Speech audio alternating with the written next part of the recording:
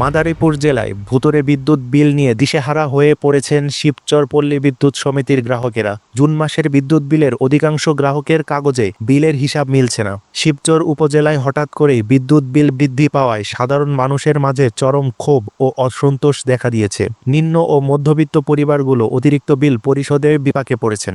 অনেকের অভিযোগ রয়েছে, পল্লী বিদ্যুতের ঘাটতি মেটাতে প্রতিটি বিলে অতিরিক্ত টাকা যোগ করে দেওয়া হয়েছে। নিয়মিত আসা বিদ্যুৎ বিলের 1.5 গুণ থেকে 2 গুণ বিদ্যুৎ বিল নিয়ে অনেকেই বিদ্যুৎ অফিসের দ্বারস্থ হচ্ছেন।